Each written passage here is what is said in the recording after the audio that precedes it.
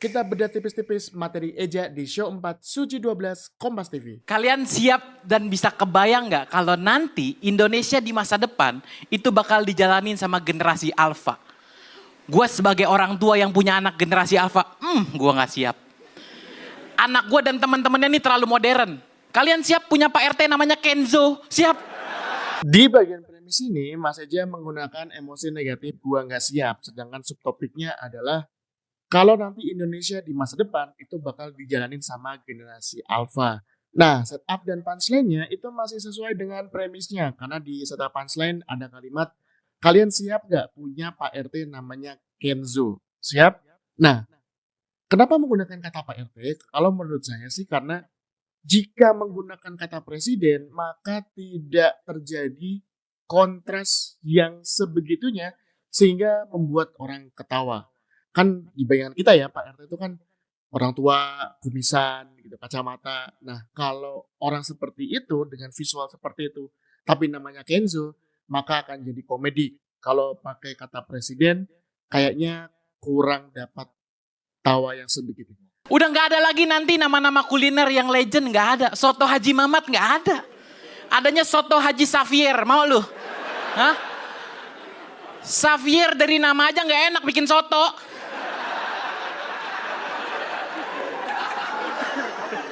Nah, di bagian ini masih nyambung sama premis yang sebelumnya. Kalau ini pakai setup dan punchline nama-nama kuliner legend, kalau namanya menjadi nama yang terlalu modern.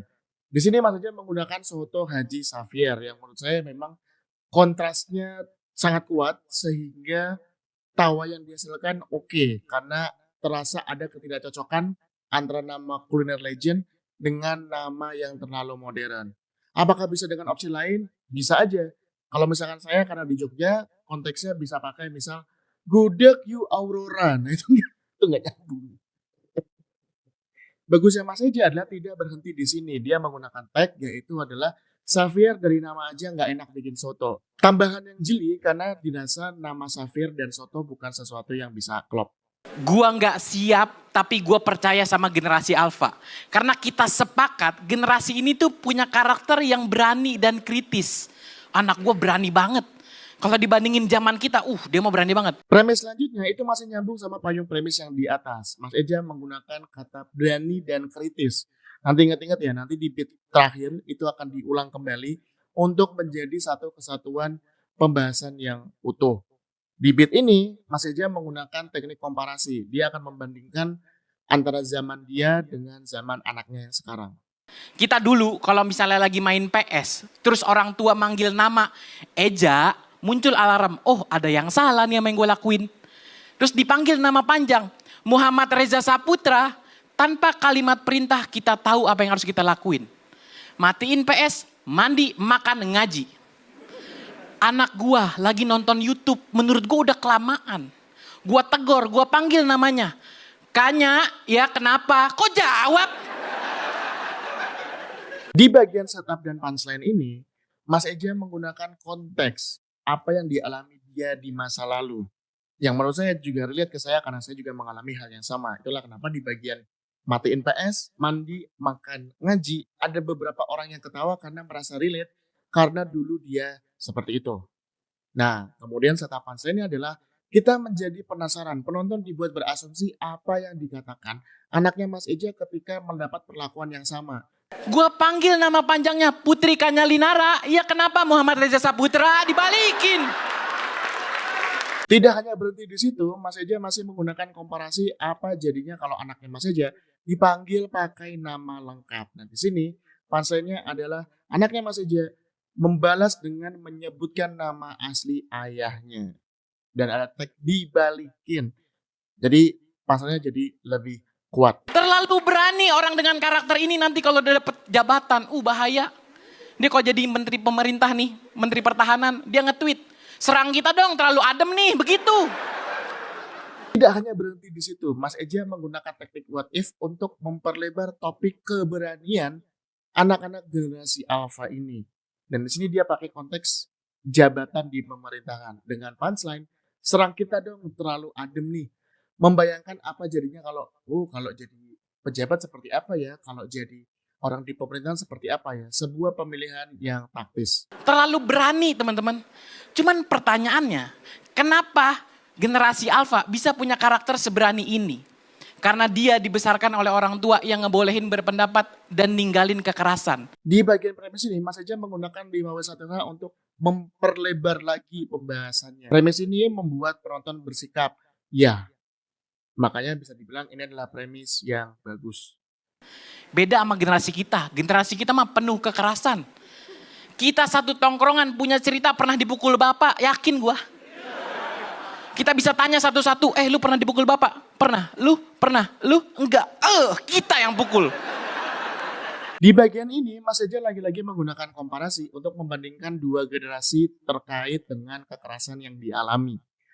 Dan saya juga ngerasa bahwa premisnya cukup relate karena di bagian kita satu tongkrongan punya cerita pernah dipukul bapak. Yakin gue. Nah ini yang membuat penonton ketawa karena mungkin merasa dulu juga pernah dipukul sama bapaknya. Nah setup dan punchline-nya ini menggunakan teknik rule of three. Lu pernah dipukul bapak? Pernah. Lu? Pernah. Lu? Enggak. Kita yang mukul. Lurus, lurus, patah. Pernah? Pernah? Enggak. Jadi pernah kan? Dan kita nih ngadu nasib tahu di tongkrongan tuh. Kayak lu dipukul bapak lu pakai apa? Sakit banget gue dipukul bokap gue pakai gesper. Masih mending gesper. Gue pakai Chris John. Udah bayar orang. Setup dan punchline di bagian ini masih nyambung sama yang atas. Kalau yang ini ngomongin soal sering dibanding-bandingin antara kekerasan satu dengan kekerasan yang lainnya. Lu dipukul bapak lu pakai apa? Sakit banget. Gue dipukul bokap gue pakai gesper. Masih mending gesper. Gue pakai Chris John. Nah, menurut saya Mas Eja cukup jenius dengan tidak lagi-lagi menggunakan rule of three seperti beat sebelumnya. Kenapa? Karena akan membuat ketebak. Karena biasanya kalau orang lain atau mungkin saya yang nulis, saya akan pakai formula seperti ini. Lu dipukul bapak lu pakai apa? Pakai gesper. Masih mending lu. Gue pakai sapu. Vando masih mending. Gue dong pakai Chris John. Nah, kalau ditambah atau pakai 3 contoh lagi atau rule of three akan rawan ketebak. Nah, Mas Eja nge-cut satu opsi untuk jadi langsung punchline aja. Dengan ditambah tag udah bayar orang. Jadi terkesannya punchline-nya tidak terlalu absurd. Kalau hanya berhenti di Chris John, rawan orang mikir kok tiba-tiba Chris John. Dengan tambahan tag udah bayar orang, punchline-nya jadi terdengar tidak terlalu absurd. Makanya orang tua zaman sekarang itu udah ninggalin mukul anak. Karena kita tahu mukul anak cuma ninggalin trauma. Temen gua yang kecilnya dipukul pakai gesper. Pas gede dagang celana model karet. Berarti kan dia trauma sama gesper itu. Dia kalau ngelihat tukang gesper kayak ngeliat monster, bahaya. Selanjutnya, Mas Eja masih menggunakan premis yang awal untuk menambahkan subpremis. Apa yang terjadi di zaman sekarang terkait kekerasan dari orang tua. Nah, Mas Eja menggunakan contoh sebelumnya yang menurut saya sangat oke banget. Karena konteksnya masih jadi satu dan kita jadi nggak membayangkan cerita yang lain. Mas Eja menggunakan konteks anak yang dipukul pakai gesper di zaman dulu. Sekarang jual celana model karet. Jadi trauma sama gesper. Sekarang jual celana model karet tuh pemilihan punchline yang oke banget. Terkesan tidak punchline banget, tapi jadi patah banget karena kita jadi tahu, sekarang jadi apa ya orang itu ya. Kemudian ada tag, berarti kan dia trauma sama gesper itu. Dia kalau ngeliat tukang gesper kayak ngeliat monster, bahaya. Nah di bagian ini tawanya agak menurun, mungkin karena tawanya sudah terlalu besar di bagian dagang celana model karet. Anak gue nih berani banget teman-teman untuk berpendapat. Pernah nih kita ke mall, gue ngajak bokap gue. Bokap gue nih udah rentak gitulah. Anak gue protes depan bokap gue gini, kita sekeluarga kalau ke mall ngajak kakek, semua jalan jadi lama. Ya Allah.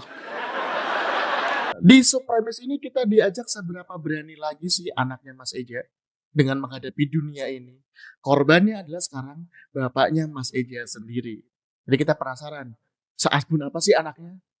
Makanya di bagian, kita sekeluarga kalau ke mall ngajak kakek semua jalan jadi lama. Ya Allah, nah itu penonton udah ketawa karena buset asbun banget nih anak. Gue tegur anak gue, nak kakek jalannya emang lama, tapi kalau nyekek orang kenceng. Iya ke, maafin kanya ke. Pak udah pak maafin cucunya pak, gue pisahin. Nah, di bagian setup punchline ini ketawa penonton juga kenceng. Gue tegur anak gue, "Nak, kakek jalannya emang lama, tapi kalau nyekek orang kenceng." Nah, itu kan sebuah one liner yang mengisyaratkan bahwa dia mungkin nggak A, tapi dia bisa B.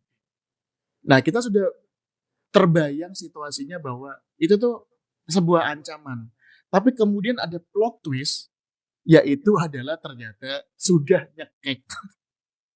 Makanya ada tag dan tawa tambahan di bagian, "Iya kek, maafin aja kek." Nah, itu tawa sudah gede. Nah, tapi ketika pas bagian, "Pah, udah Pah, maafin cucunya Pah, gue pisahin." Terdengar tawanya tidak terlalu besar. Kenapa? Karena penonton menganggap ini adalah sebuah kejadian nyata. Jadi penonton agak agak segan buat ketawa kalau prediksi saya seperti itu. Sebenarnya mungkin materi hiperbola, tapi ketika ada kalimat, "Pak, udah Pak, maafin cucunya, gue pisahin." Nah, itu kayak kita ketawanya jadi agak agak sedikit tidak rela karena, lah beneran beneran dicekik ternyata gitu. Generasi alfa ini, itu dia lebih ngerti soal privasi tubuh ketimbang generasi-generasi sebelumnya. Karena diedukasi. Ada satu lagu edukasi menurut gue bagus banget. Judulnya Ini Privasiku. Ini area privasiku, privasiku, privasiku. Ini area privasiku. Jangan kamu sentuh, jangan kamu pegang, jangan kamu lihat. Bagus nggak lagunya? Bagus, tujuannya bagus. Kita masuk ke premis beat terbaik di set ini, yaitu soal lagu Ini Area Privasiku. Menurut saya, Mas Eja sangat jeli dan sangat sabar ngejelasin premisnya, konteks lagunya seperti apa dan bagaimana terkait lagunya. Tapi yang orang nggak tahu, anak-anak dikasih lagu enak, diulang mulu. Nggak tahu waktu, nggak tahu tempat. Anak gue nyanyi lagu ini depan SPG rokok. Ini area privasiku, privasiku, privasiku. SPG rokok begini, ya ampun bang. Anaknya sekolah di mana sih? Nah, menariknya, di beat ini Mas Eja tidak menjadikan lagunya atau anaknya sebagai objek tertawaan di sini, tapi sebagai situasi yang sangat kontradiktif terkait lagunya. Makanya pemilihan setup. Tapi yang orang nggak tahu, anak-anak dikasih lagu enak diulang mulu, nggak tahu waktu, nggak tahu tempat. Ini sudah memberikan tawa karena lagi-lagi membuat penonton relate dengan apa yang Mas Eja katakan gitu. Dan mungkin juga ngerasa kalau punya anak kecil atau pernah ngelihat ponakannya, kalau denger lagu enak diulang-ulang terus. Contohnya misal Baby Shark gitu. Nah, kemudian Mas Eja memberikan punchline di mana situasi yang salah tapi pesannya benar. Yaitu adalah lagunya benar, anaknya benar, tapi ada di situasi yang salah. Yaitu adalah anaknya menyanyikan lagu Ini Area Privasiku di depan SPG rokok.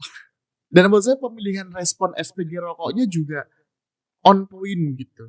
Bukan yang marah, bukan yang tersinggung, tapi yang bisa dibilang mungkin risih gitu kayak, "Ya ampun bang, anaknya sekolah di mana sih?" Karena ngelihat, "Ini kenapa sih bocil nih asbun banget ya." Maka tawanya bisa segede itu. Makanya pemilihan pasangan Mas Eja ini sebenarnya tidak merendahkan siapa-siapa.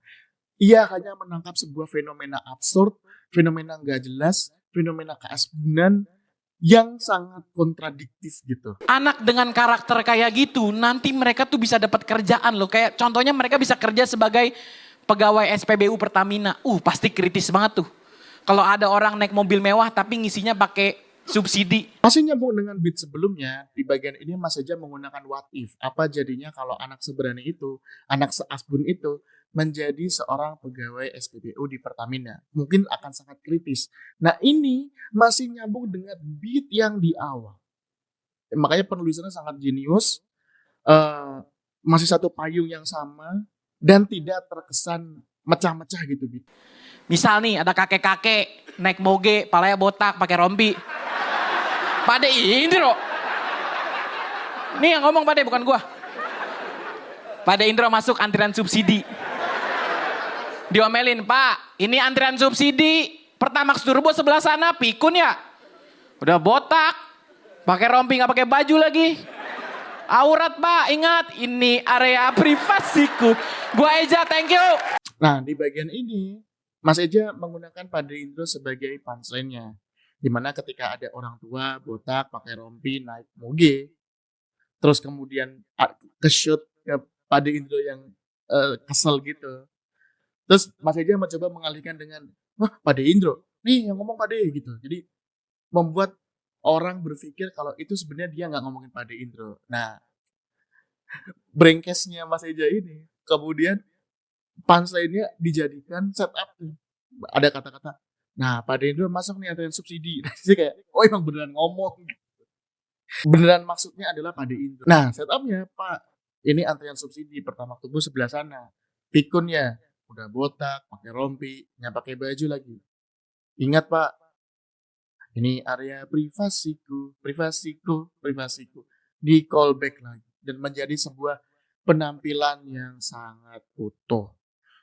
Nah, itu tadi adalah pembahasan tipis-tipis materi Mas Eja di show keempat Suci 12. Banyak banget yang bisa dipelajarin, nyari konteks yang oke, pemilihan kalimat yang pas, sabar dalam menjelaskan konteks. Ini semua ada di materinya Mas Eja. Semoga dengan pembahasan ini juga teman-teman juga bisa terinspirasi dari materinya Mas Eja dan bisa membuat materi stand up yang lebih oke. Gitu aja, terima kasih yang udah nonton. Sampai jumpa di video selanjutnya.